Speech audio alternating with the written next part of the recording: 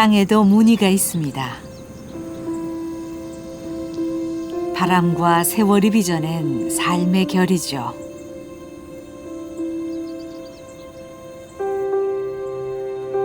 이 자연의 무대 위에서 우리는 태어나고 살아가며 땀을 흘립니다.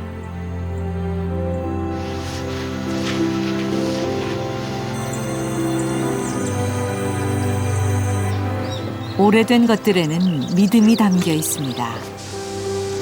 시간은 흘러가는 것이 아니라 쌓이는 것이기 때문이죠.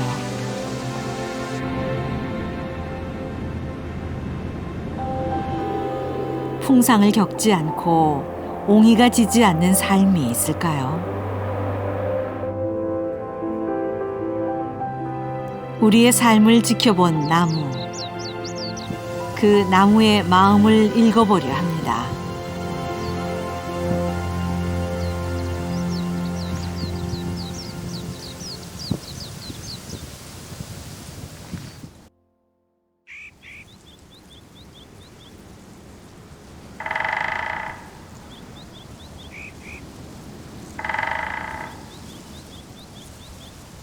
강원도 산골에도 어느새 봄볕이 완연합니다. 한때는 20가구 남짓 주민들이 화전 일구며 살았다는 마을. 그러나 이제 마을의 주민은 단 한 명뿐입니다. 아, 나무 좋다.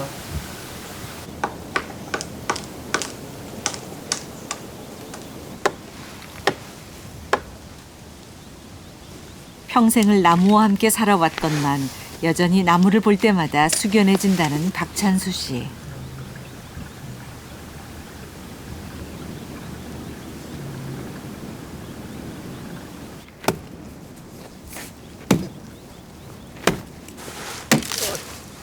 그러나 오랜 세월 화전의 역사를 지켜봤던 이 나무도 마을을 떠났던 사람들처럼 이곳을 떠나려 합니다.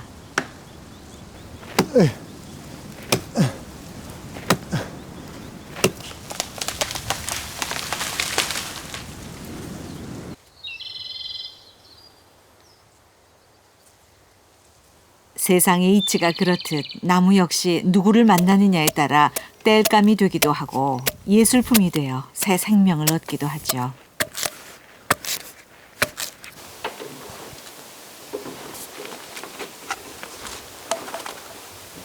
나무는 결이 있기 때문에 작업을 하다 보면 그때 어려운 고비들 이런 것들이 있었다는 거 이런 것들이 나무 속에서 전부 다 우리는 발견할 수 있습니다. 이 나이트가 싱에서부터 굵은 부분이 남쪽 나무는 나이트를 통해 지나온 시간과 풍상을 기억합니다. 그렇다면 박찬수 씨는 이 나무 속에서 어떤 마음을 찾아낼까요?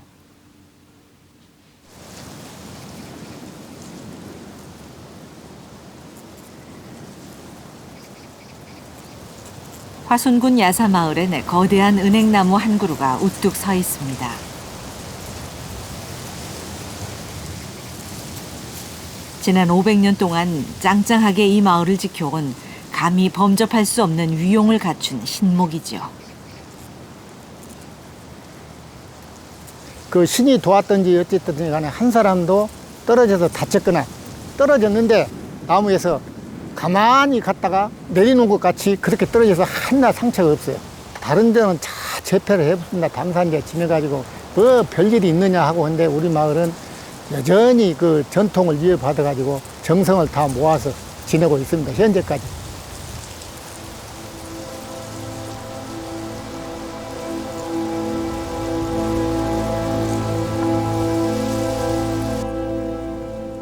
야사마을엔 할머니라 불리는 은행나무 말고도 할아버지라 불리는 느티나무 2그루가 더 있습니다.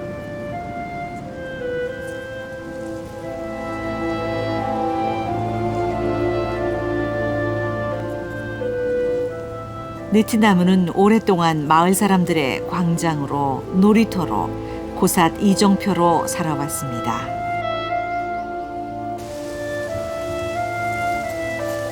그런데도 이 나무는 오랜 세월 봄, 여름, 가을, 겨울을 어김없이 기억했고 너무도 정직하게 잎과 열매를 매달아 사람들에게 필요한 시간을 알렸습니다.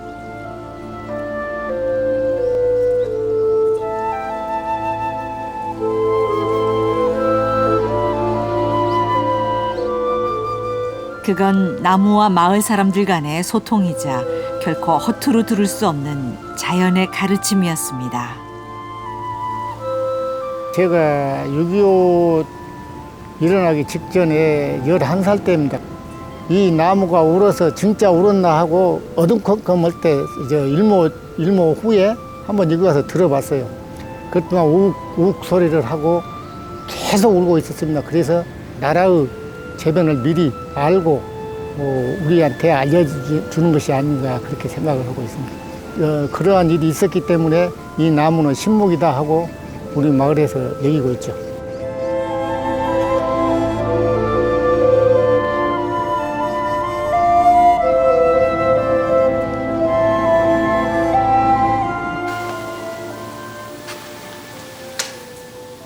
작업을 시작한 지 사흘째.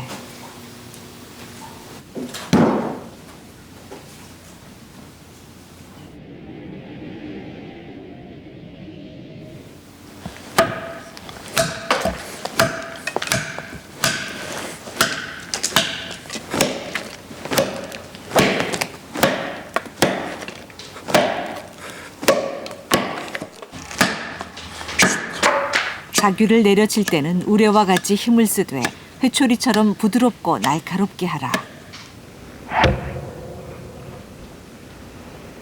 박찬수 씨는 이 가르침을 누구도 아닌 나무로부터 배웠습니다.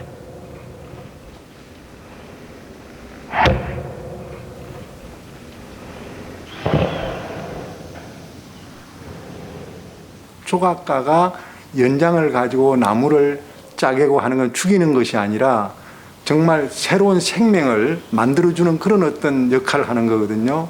그래서 나무와 작가는 일심동체가 되어서 나무가 은하는 아름다움을 추구해야 된다는 것이죠.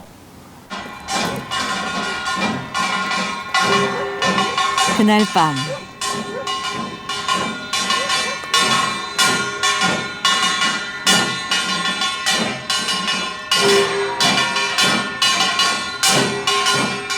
화순군 야사마을에서 시작된 대보름 잔치.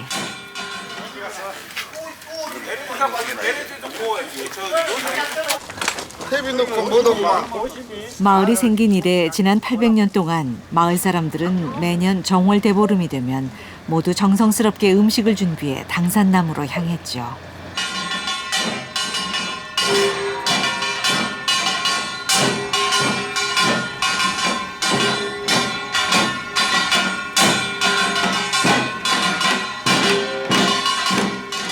당산제는 너무도 신성한 일이기에 제를 앞둔 10여일 전부터 제관은 매일 몸을 씻어 단정함을 유지해야 했고 음식은 간조차 볼 수 없을 만큼 정결해야 했습니다. 바로든?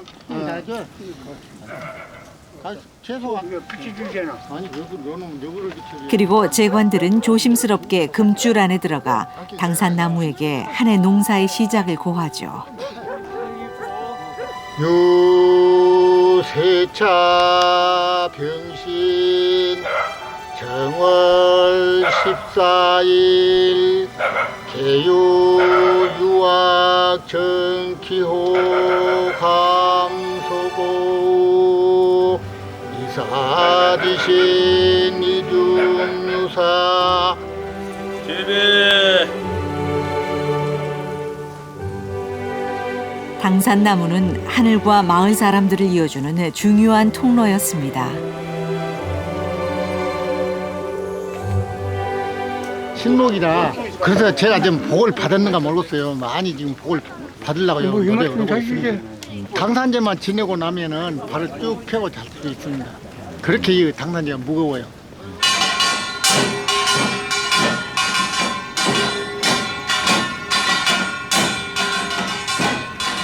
단순한 제례가 아닌 나무와 만나고 자연의 섭리와 만나는 의식, 당산제. 마을 사람들은 이 제례를 통해 대대로 하늘의 뜻을 배우고 화합을 배웠습니다.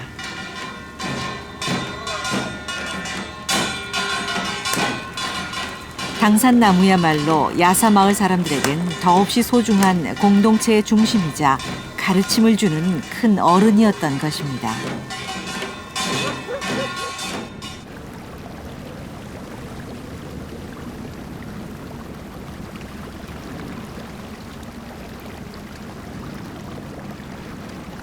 때로 자연의 가르침은 단순하고도 명징합니다.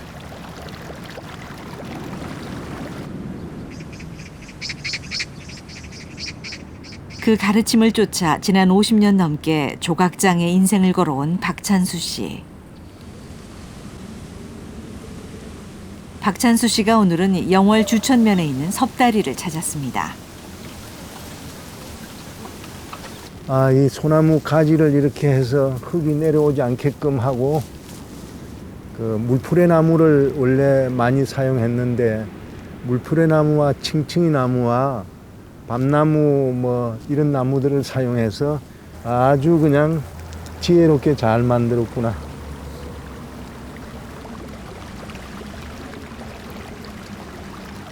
언강에 발을 딛고 꼿꼿하게 서 있는 섭다리. 이 섭다리는 수십 년 전만 해도 곳곳에 강을 차지하고 앉아 서민의 발품을 아껴준 친근한 벗이었습니다.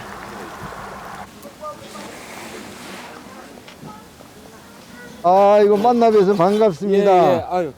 저도 저 조각쟁이에요. 그렇습니까? 아유, 영광입니다. 정말 그 어릴 적에 저는 저 경남 산청 경호강에 이 섭다리를 이렇게 놓았을 적에 썰매도 타고 그렇게 자란 기억이 나는데 너무 행복했어요. 오늘. 그러세요? 위에서부터 다 느릅나무 여기. 이 이 느릅나무가 아마 우리나라에서는 하천가에 군락을 가지고 있는 데는 여기밖에 없어요. 여기. 저쪽에 보면 좀 많이 비어 있는 데가 있잖아요. 이게 옛날에 그 누사하고 매미 때 그때 많이 유실이 됐어요, 이게. 그때 만약에 있었더라면은 여기가 완전히 그냥 저 위에 있는 다리 있는 데까지 다 이전 느릅나무 군락지로 돼 있었어요.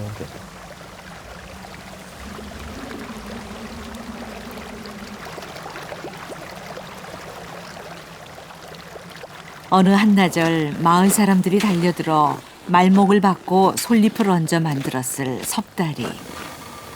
이 섭다리 위로 얼마나 많은 대처의 소식과 장짐들이 오갔을까요?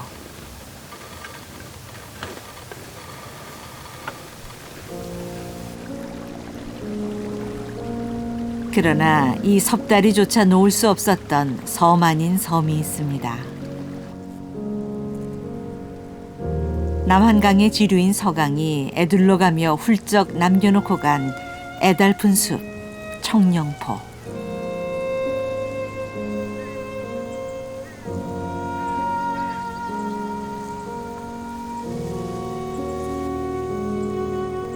그러니까 때는 1457년이었습니다. 세종이 아끼는 손자이자 왕이었으되 숙부인 세주에 의해 노산군으로 강봉된 단종.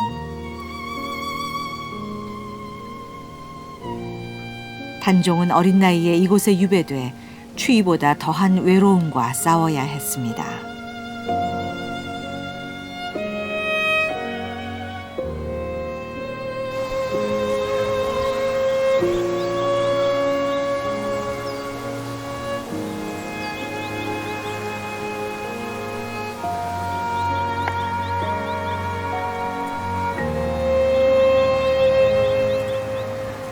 당시 단종의 곁에서 호위무사들처럼 긴 겨울을 지켜준 것이라곤 이 육중한 소나무뿐.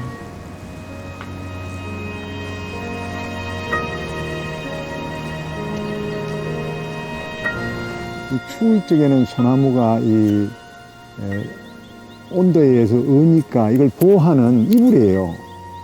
해마다 이 숲이는 그 조금씩 커져서 큰 경우는 정말 그 소뚜껑만 할 정도로 뭐 이렇게 크게 되어 있는 경우도 있습니다. 나무도 기후에 온도에 따라서 자기가 살 궁리를 할 수 있게끔 다 이런 것들이 전부 다 준비되어 있다는 겁니다.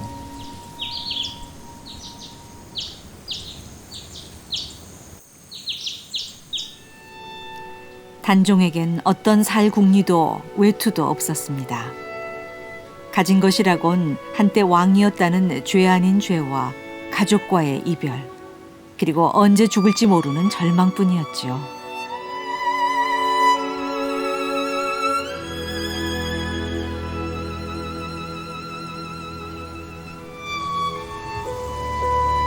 그런 단종의 비참한 모습을 눈으로 보고 소리로 들었다는 청룡포의 관음송.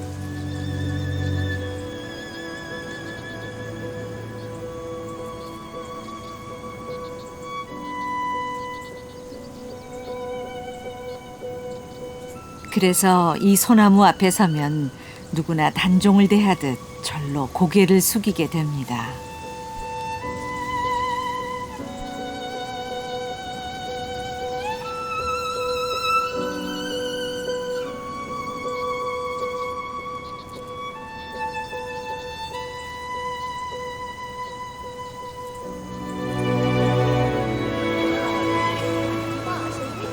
단종의 나이 겨우 17.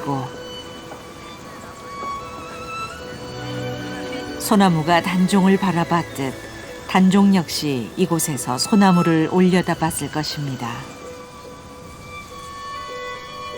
이 갈라진 옹이에 앉아 자신을 대신해 키 큰 소나무라도 한양 땅을 원 없이 바라보길 원했을 겁니다. 저희는 나무 일을 한 50여 년 하면서 나무의 마음을 서로가 소통할 수 있다고 확실히 믿고 있거든요. 근데 어린 나이에 얼마나 힘들고 어렵겠어요. 그러니까 나무하고의 그 벗이 되어서 그 체온을 느끼듯이 대화했을 겁니다. 쳐보기도 하고, 끌어안아 보기도 하고, 거기 위에서 하다 보니까 지쳐서 아마 울다가 아마 주무시고 이런 것들도 아마 전부 다 그 당시에 있었을 거라고 우리가 상상을 해보는 거죠. 그러나 단종의 이런 외로움도 오래가지 못했습니다. 그해 10월 처참하게 교살됐기 때문이죠.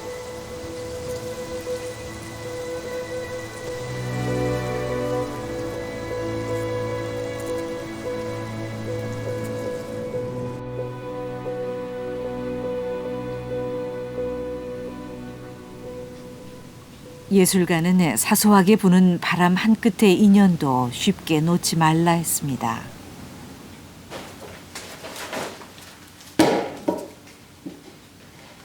그래서 목조각가는 나무를 죽이고 깎아내는 사람이 아니라 나무 속에서 나무가 품고 있는 마음을 찾아내는 사람이라 했습니다.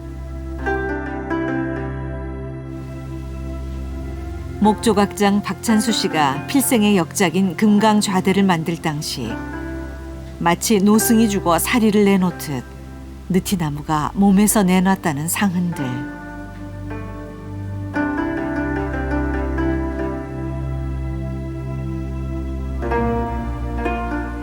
이 당상목인데 풍랑을 통해서 태풍을 통해서 그게 전부 다 죽어버렸대요. 그 속에는 금줄을 쳐가지고 했던 그 쇠, 엽전, 총알 뭐 여러 가지가 나오는데 저희들도 너무너무 놀랐어요.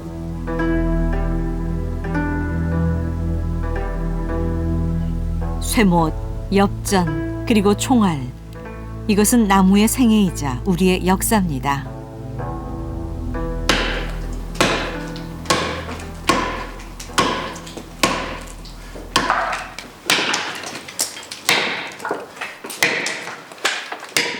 밑그림도 없이 나무의 결이 받아주는 대로 자기와 끌날이 나무를 파고듭니다.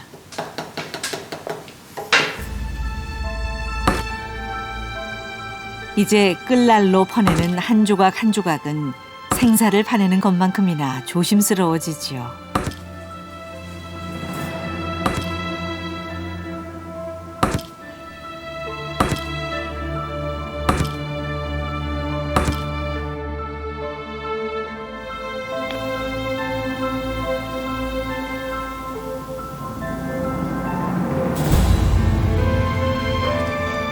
그동안 나무가 말하고 싶은 이야기를 들으려 얼마나 노력했던가.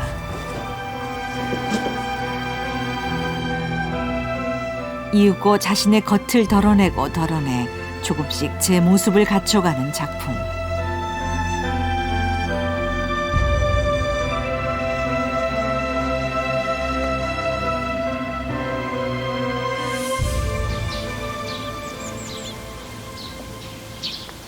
여기 욕심을 덜어내 청빈한 삶을 살았던 한 선비의 이야기가 있습니다. 많이 왔네. 아이고. 아산시 배방읍에 있는 맹사성 고택.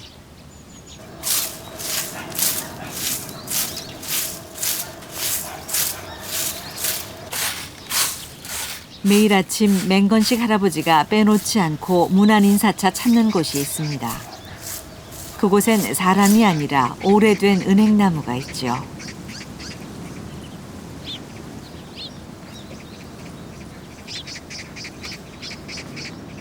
여섯 살 때 심었다는 나무요, 맹상 할아버지가. 6살 때 이 나무를 알아요, 쌍수 심었다는 거지. 그래서 은행나무도 뭐 몇백 년 된 거라. 겨울이 갈증이 이제 뭐 현찰이 되겠죠. 나무도 이제 하도 오래돼서 자라요. 잘다고, 은행도. 나이 먹을수록 자라.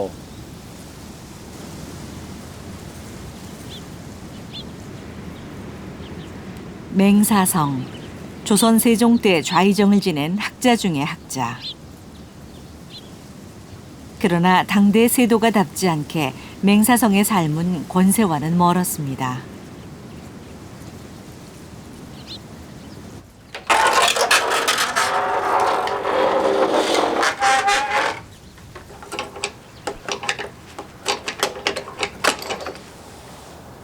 일흔여섯 살의 고령으로 이곳에 돌아온 맹사성은 외양을 뽐내지 않아 이웃조차 평범한 노인으로만 알 정도였습니다. 워낙 소박하게 사신 분이라 이렇게 대가 얼마나 크게 진 집도 아니고 이 반사라는 분이 한번 방문하는데 내가 집 먹구름이 지니까 소녀가 보니까 집이 세더랍니다. 그래서 이 반사라는 분이 서울에서 좋은 집 사는데 그분도 양심 있는 분이라 경성양반도 세는 집 사는데 내가 이 집을 왜 살이하고 다른 데 이사 갔답니다. 예.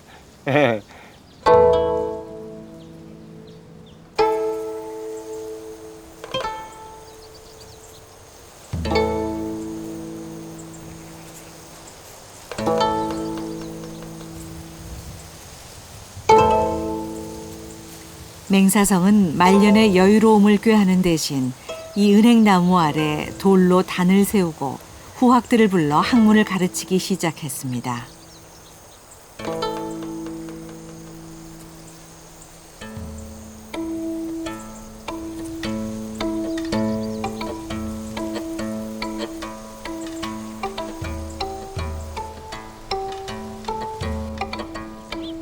지금도 은행나무를 볼 때마다 옛 할아버지의 글 읽는 소리가 귀에 쟁쟁하게 들린다는 맹사성의 21대 손.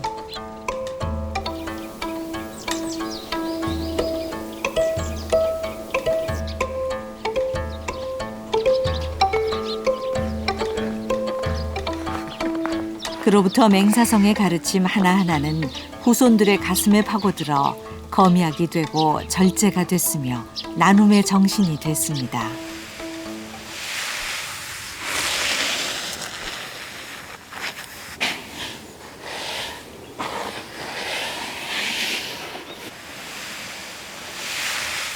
부와 명예를 탐하는 대신 후손들은 맹사성의 가르침을 택한 것이지요. 가난하게 살라고 할 사람이 누가 쉬워 다 부자 되고 싶지? 마음속이야. 아이고 정치가들 전부 가르치지 해서 걸리고 하잖아. 양반 그런 거 안 했으니까 청병이 좀 양반 난 양반이지. 고개가 숙여집니다 사실은.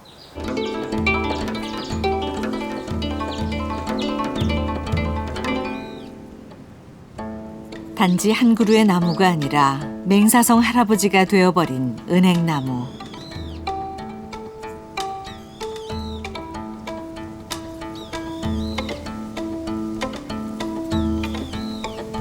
글쎄요, 전방에나지고 내 아들 형제들과 살을 나라 걱정이 또.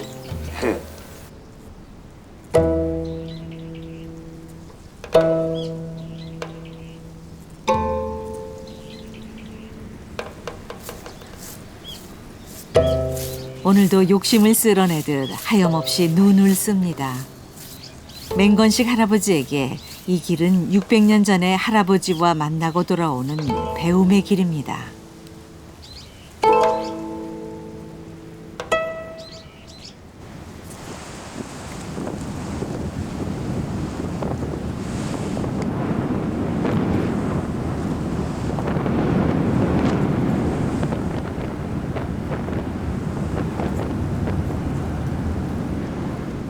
남녘 사람들에게 느티나무처럼 높고 품넓은 지리산. 그 지리산 자락에 또 하나의 유명한 고택이 있습니다. 남명 조식이 후학을 양성하기 위해 세운 학당 산천제.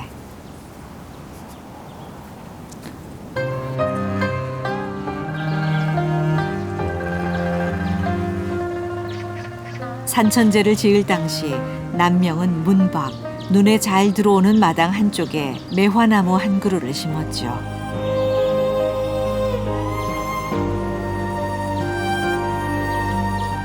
그건 세상에 몰아치는 어떤 풍파 속에서도 결코 학문의 길을 포기하지 말라는 노 스승의 간곡한 당부였습니다.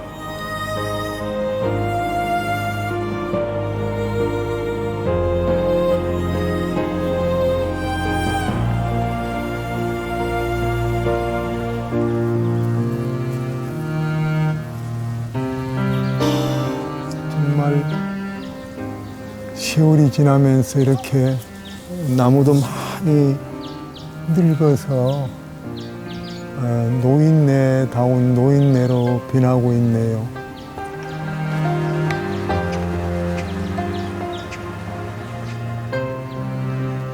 (1500년대) 퇴계 이황과 더불어 경상 좌우도의 학문을 상징했던 사림의 대표적 인물 조식.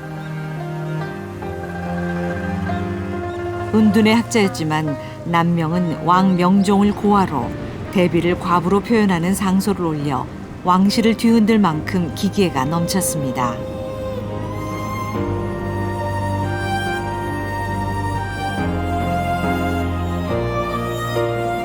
실천에 옮기지 않는다면 죽은 학문이라는 것이 남명의 견해였죠. 이런 정신은 훗날 임진왜란 당시 50명에 달하는 의병장을 만들어낸 힘이었고, 남명이 심고 가꾼 매화나무는 그 가르침의 상징이었습니다. 봄, 여름, 가을, 겨울 그 추움을 무릅쓰고 제일 먼저 이 꽃망울을 탁 튀면서 세상에 뭐 비교할 수 없을 정도로 당당함, 어떤 그런 것들이 아마 선비들이 가지고 있는 진정한 그 마음이었다고 생각을 합니다.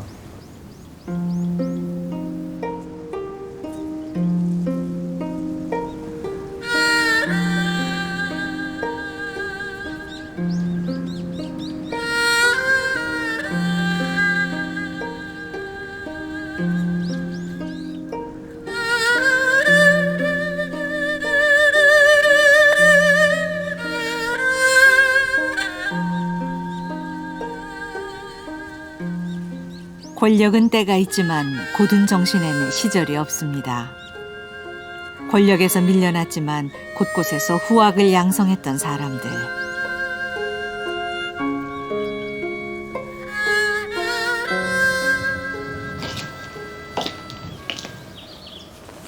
그 외길을 걸었던 또 한 명의 이야기가 봉화군 닥실마을 작은 정자에 담겨 있습니다. 겨울이 되면 저 같은 경우에는 이 정자를 지었을 때 아마 저희 선조의 마음이 생각이 납니다. 왜 그러냐면 기묘사화를 당하고 40대 중반에 파직이 돼서 이곳에 내려오셨을 때 세상이 굉장히 정의롭게 돌아갈 줄 알았고 정의로운 사람이 이길 줄 알았는데 보니까 권모술수를 쓰는 사람들이 정권을 잡아서 오히려 정의로운 사람들이 피해를 보는 그런 모습에 아주 크게 낙담했을 겁니다.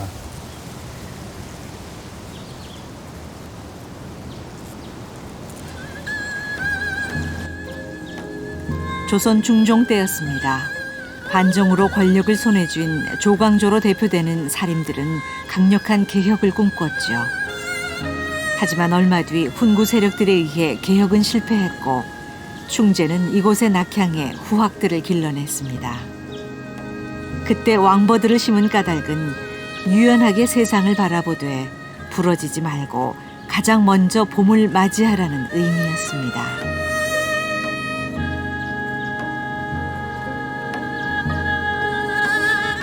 삭막한 겨울이 있으니까 봄이나 여름이나 가을이 더 화려하고 아름다운 게 아닌가. 그래서 나머지 세 계절을 위해서 겨울은 엎드려 있는 그런 계절이 아닌가 이제 그런 생각도 합니다.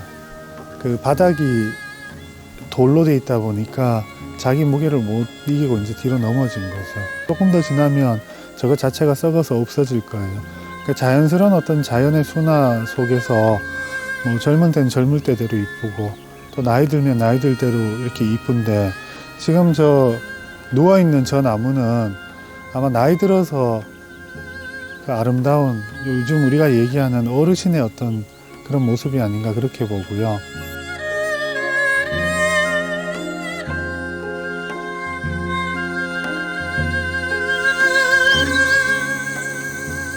우리는 종종 오래된 것들 속에서 아름다움을 보곤 합니다.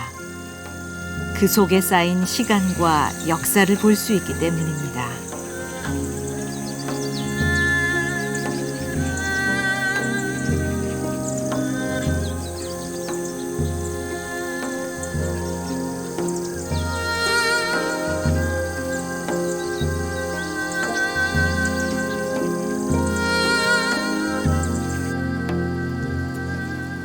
청태로 내려앉은 시간이 무려 500년. 여전히 제자리를 지키고 있는 왕보들과 청암정이 여전히 아름다운 까닭도 그 이유겠지요.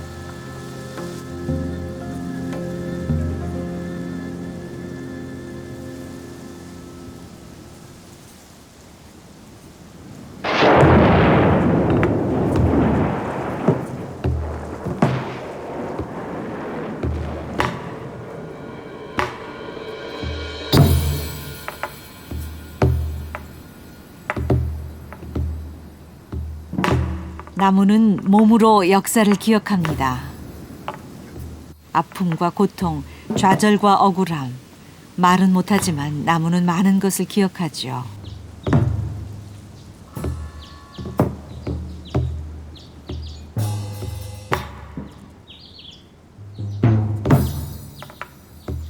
왕버들 몇 그루가 광주 충효동 들판에 남아 있습니다.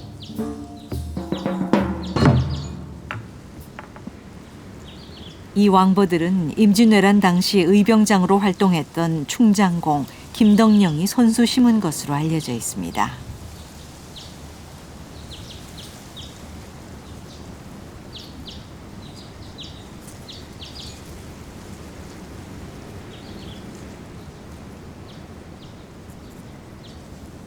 임진왜란이 일어나자 의병을 모아 권율, 곽재우와 함께 외적과 맞섰지만 모함으로 죽어야 했던 비운의 학자.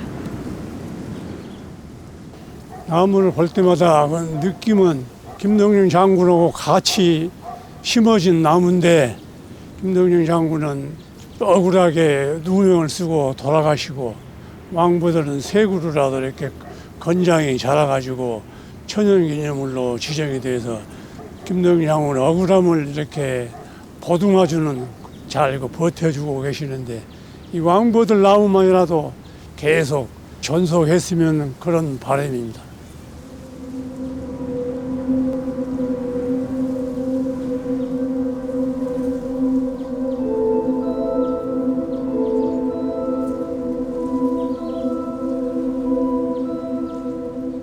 충장공 김덕령과 함께 자랐고 벗이 됐으며 김덕령의 많은 것을 내다봤을 왕버들.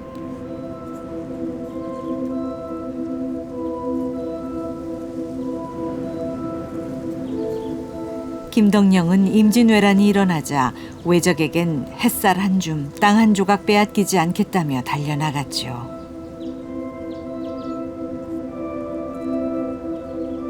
그러나 김덕령은 억울하게 죽었고 억울한 죽음은 나무의 기억에 의해 온전히 오늘에 이어지고 있습니다.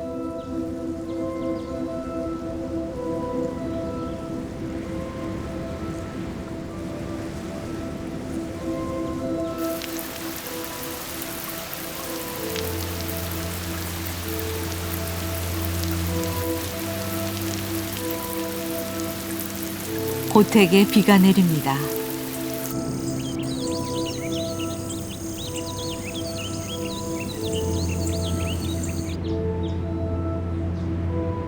조선 후기 대학자였던 윤중의 학덕을 흠모해 후손들이 지었다는 집.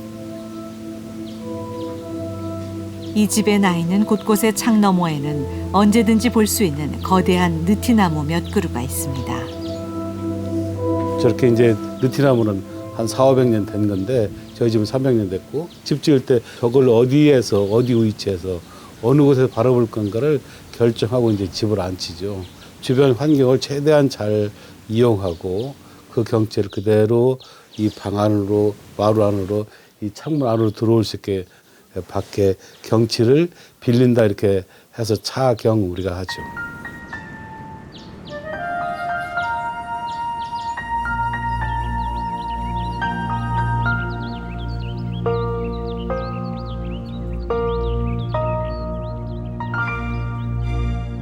나무의 그 무엇이 명제의 마음을 끌었을까요? 집은 웅장했지만 명제는 평소에 대문을 열어놓고 누구든지 드나들 수 있도록 했습니다.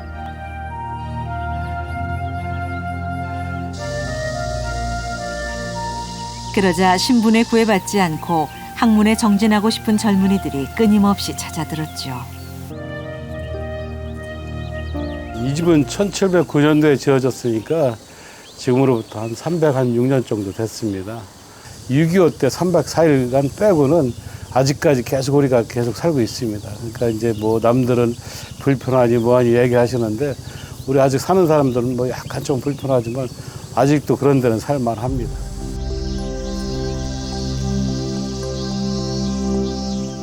나무는 명제에게 사사롭지 않았습니다.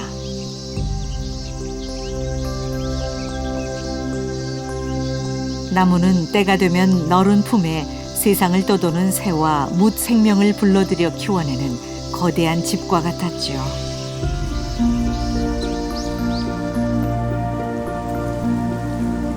우리가 이렇게 큰 나무와 대학자를 일컬어 거목이라 부르는 이유도 거기 있습니다.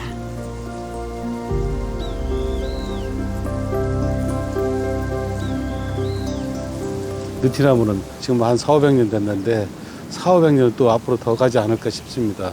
제가 어렸을 때 이 나무에서 놀던 때하고 할아버지 세대가 벌써 바뀌어갖고 이제 제가 어른이 돼갖고 왔는데 그 역사가 그 과거, 현재, 미래가 공존한다고 보면 되겠습니다. 집하고 이 나무는 늘 이 자리에 같이 있는데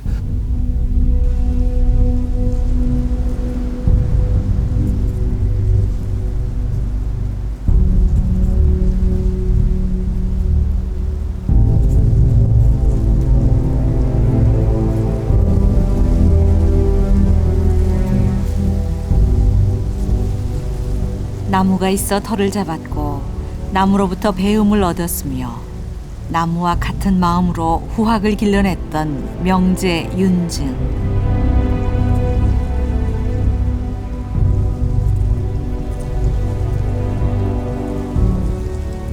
나무는 윤증에게 학문을 뛰어넘어 자연의 섭리를 일깨워준 또 하나의 위대한 스승이었습니다.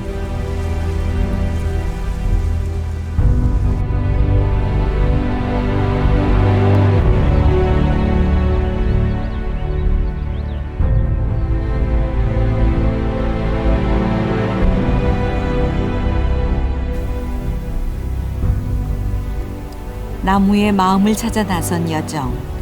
조각장 박찬수 씨의 걸음이 굴의 운조루에 닿습니다. 이야, 장독하고 너무 여기가 아름답네요. 감나무도 보이고. 아, 참 좋다. 안녕하세요. 정말 만나 뵙게 돼서 행복합니다. 아유, 손실이지 않으세요? 예. 홀로 집을 지키고 있는 구대 종부 이길순 할머니. 올해 연세는 어떻게 되십니까? 내가 설심은 80도이네요. 아유, 정정하시네요. 내가 여기서 시집온 지가 아, 64년째 나네요. 아, 그렇군요. 나 시집온 게 우리 시아버님께서 300년 됐다고 그러는데 아. 그래도 뭐 한옥집은 전부 흙이고 땅이고 그러기 때문에 사람들이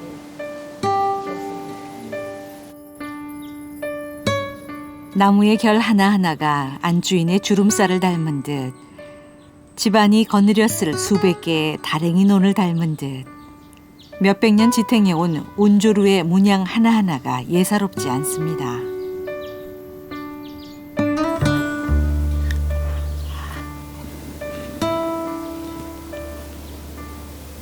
송진이 그 나이트를 이렇게 감고 있기 때문에 이 기름기가 있는 부분은 그 썩지 않는 그런 나이트 부분이고요. 그 속에 있는 그 수피가 올라가는 그 부위는 이렇게 금방 마모가 되어서 자기가 가지고 있는 그러니까 나무의 빽다구죠. 그 빽다구를 그대로 앙상하게 보여주는 그런 형태를 지니고 있는 거죠.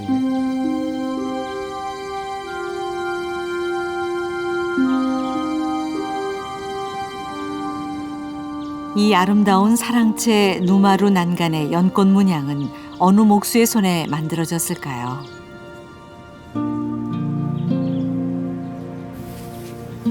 예로부터 한옥은 주인을 닮고 주인 또한 한옥을 닮는다고 했습니다.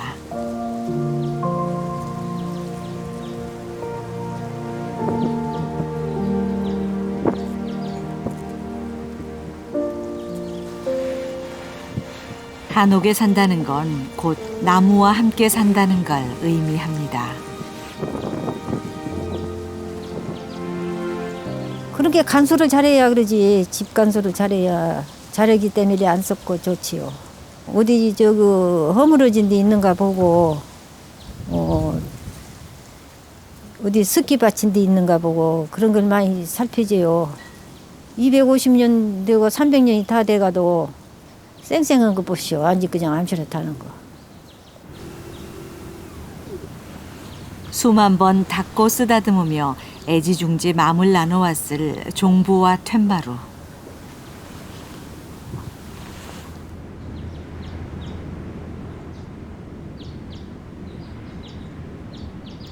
돌이켜보면 참으로 지난한 시간이었습니다.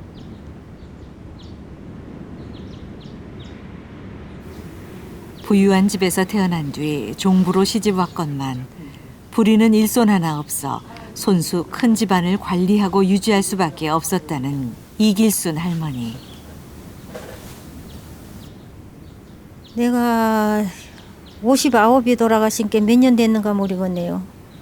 돌아가신 뒤에 내가 모든 안 해본 일도 다 하고 논밭으로 다 댕긴 소리 일해서 아이들 공부 다 가르쳤네요.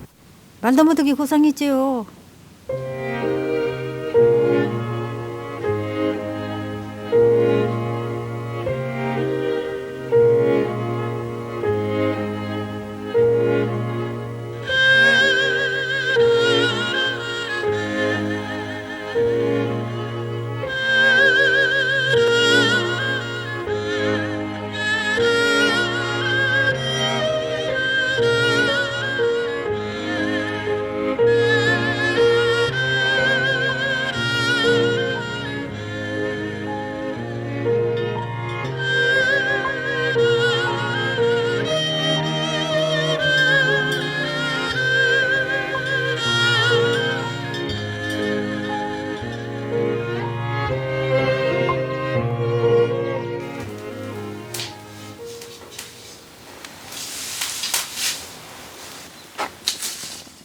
또다시 아궁이 앞에 앉았습니다. 시집 온 뒤로 집에 사람이 머물건 머물지 않건 사흘에 한 번은 반드시 불을 지폈다는 할머니. 여기에 그만한 까닭이 있습니다. 불을 떼줘야 방해가 습기를 안 차갖고 속에 지둥이 안 썩어. 그러니까 간혹 늘 불을 떼줘야 해요. 방에다가. 그래야 집이 오래가지. 그러면 오래 안 가요.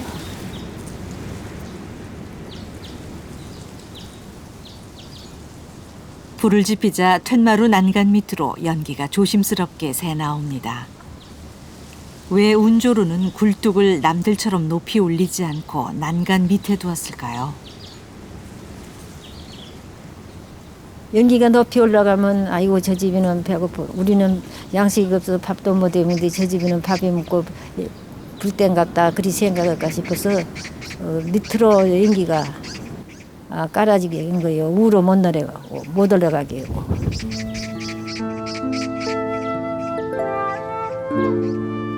이것이 옛 선비들이 가진 서민에 대한 최소한의 배려이고 양심이었습니다.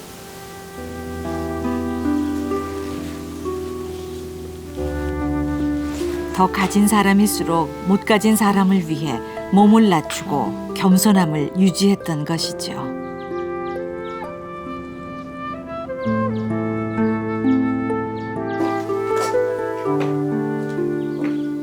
온조루의 주인이 가난한 이웃을 어떻게 대했는지에 대한 징표가 사랑채 입구에 온전히 남아 있습니다.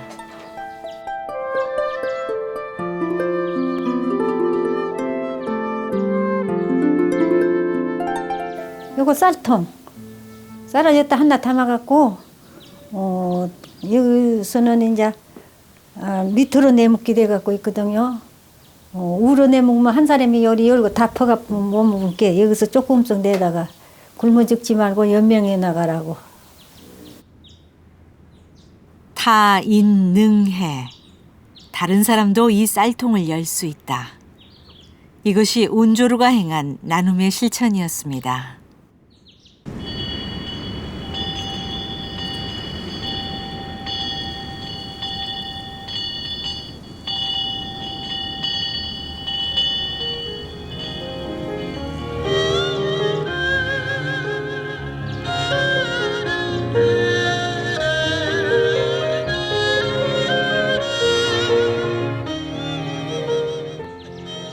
이 툇마루는 그동안 얼마나 많은 아이들의 종종걸음을 받아냈을까요?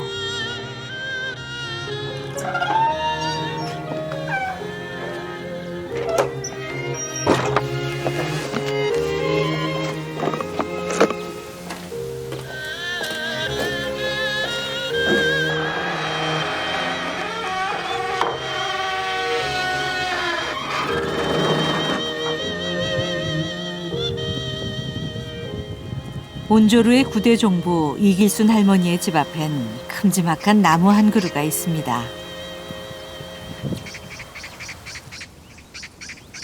온조루를 지을 당시 기념으로 심었다는 300년 된 서어나무.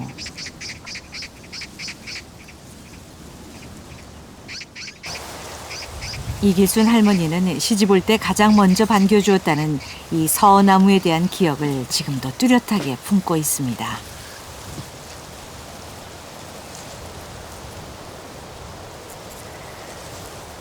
나 젊었을 때는 나무가 고봤는데 나무도 사람하고 똑같은가 봐. 사람이 늙은 게 나무도 늙어서 검버도 피고 버섯도 피고 그러네요. 사람은 한 번 가면 다시 그만인데 나무는 1년 사다가 다시 또 살아나고 다시 살아나고 그런데 사람은 한 번 가면 다시 그만이네요.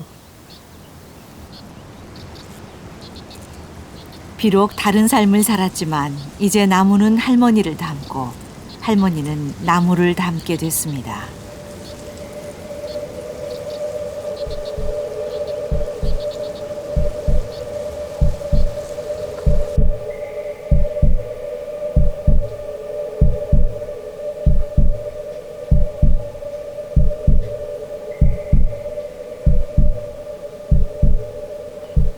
드디어 막바지에 이른 조각장 박찬수 씨의 작품.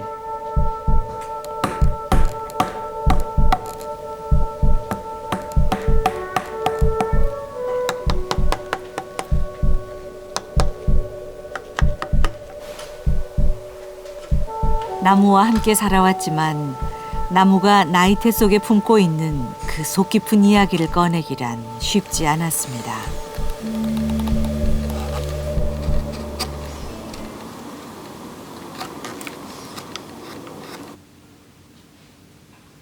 어머니의 깊은 사랑을 도구 몇 가지로 통해서 작가와 나무와 이렇게 대화를 하면서 이 마음을 담아내려고 했기 때문에 그런 마음을 가지고 이 작품을 봐주면 상당히 아마 쉽게 접근이 되지 않을까 생각을 합니다.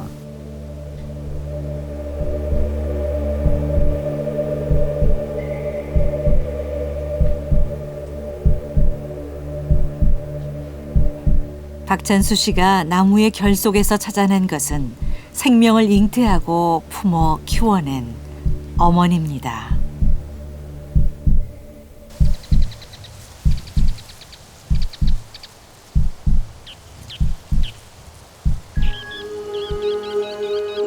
평생 바람잘 날 없었지만 품에 보듬고 속으로 사귀며 우리를 키워냈던 이름, 어머니.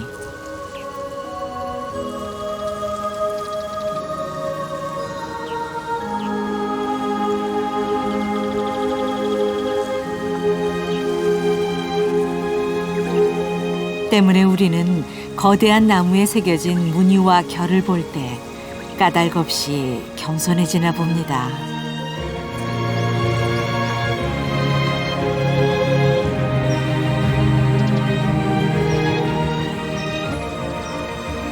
다시 생각해 봅니다. 우리는 지금 키 큰 느티나무 한 그루쯤 가슴에 품고 사는가?